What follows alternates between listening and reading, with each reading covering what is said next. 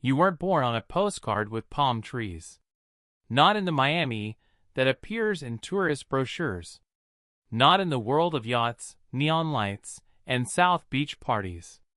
You were born in another part of the city. The place where asphalt cracks under the heat and houses fade faster than people's dreams. Liberty City. Old blocks where police sirens are heard more often than music at night. Kids here don't grow up planning their futures. Kids here grow up learning how to survive. Your mother worked 2 jobs. During the day, at a laundromat near the highway. At night, as a cashier in a small 24-hour store. She always came home exhausted, but she still found the strength to smile at you. Your father showed up rarely. And when he did, he smelled like alcohol and trouble. You understood something early in life. Adults here don't really know how to fix their lives. They're just trying to make it through another day. You are 9 years old. Just another hot evening. You come home. The apartment door is slightly open. At first it feels like nothing. But inside it's too quiet. Your mother is lying on the kitchen floor. The ambulance arrives 20 minutes later. The police come after that. They write the report quickly. Robbery. Neighbors whisper when they think you can't hear. She probably saw something she wasn't supposed to see. You don't scream. You don't cry. Not because you're brave. Your mind just shuts the lights off.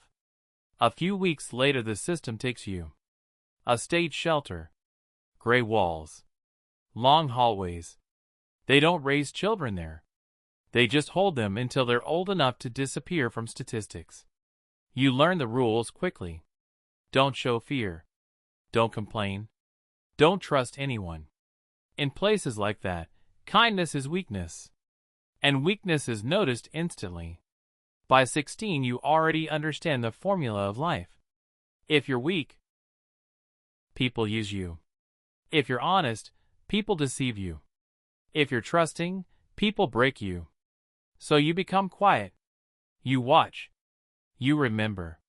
You learn to keep emotions locked deep inside. When you turn 18, you join the army. That's where you learn another truth. Death isn't something distant. Sometimes it's just part of the job. No one talks about heroism there. The rule is much simpler. Strike first. You don't become a hero. You just learn not to hesitate. A few years later you return to Miami. The city feels familiar, but at the same time completely different. New money. New people. New rules. Some neighborhoods now live by the law of the street. And that law is simple. The strongest one wins. You try to find a job. You fill out applications. You go to interviews. The answer is always the same. We'll call you. But nobody calls. You walk through a small market near the old port. People sell anything they can. Watches. Phones. Cigarettes one by one. It feels like the world suddenly became honest. There are only 2 roles left. Predator. Or prey. One evening you run into someone you know. Luis. You grew up together in the same shelter. He always knew how to find a way out of any situation. Now he looks different. New car. Clean clothes. Calm confidence in his eyes. You sit on a parking lot outside a convenience store. He stays silent for a while. Then he says, "You know what the rarest quality on the street is?" You shrug. He smiles. "The ability to stay quiet." He offers you a job. He doesn't explain much. Just says, "The money will be good. And no unnecessary questions." You understand what he does. Drugs. Deliveries. Sometimes problems that need to disappear. But he doesn't pressure you. He just says, "Think about it." That night you can't sleep. You stare at the ceiling. You remember your mother. The shelter. All those years when life decided everything for you. And suddenly you realize something simple. You never really had a choice. Life just kept pushing you in one direction. By morning the decision is already made. At first, the work seems simple. Deliver a package. Bring the money back. Pick up the product. Luis trusts you more than the others. Because you don't talk. And you don't ask questions. But one day things change. He hands you an envelope. Inside, a photograph. An address. A time. And one short sentence. This guy is becoming a problem. You look at him. He doesn't raise his voice. He simply says, "Sometimes business requires solutions." The first time always feels the longest. Time becomes thick. The hallway smells like cigarette smoke.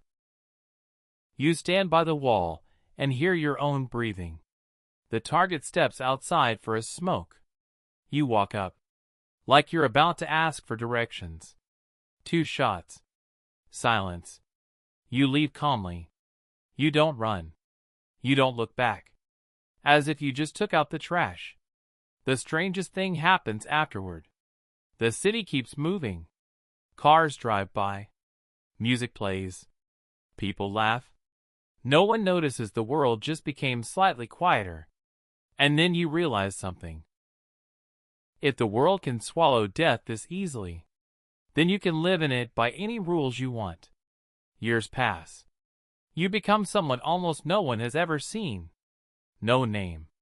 No past. On the streets, they start calling you one thing. Quiet. Because your work always ends the same way. No noise. No witnesses. No unnecessary blood. It seems like this could last forever.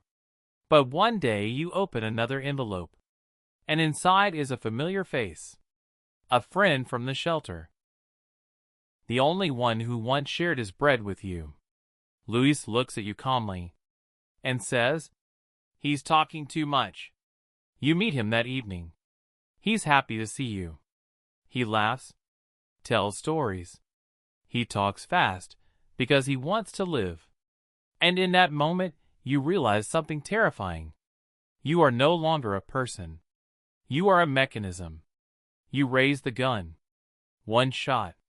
Years later you live in another country. New name. New documents. You have money.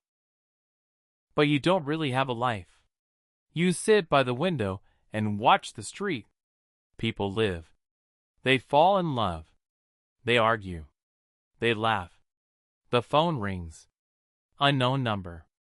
A voice says calmly, "We found you. Old dead." You hang up. Take the gun out. Check the magazine. And suddenly you understand something. You didn't become part of this game to live. You became part of it. To die a little later.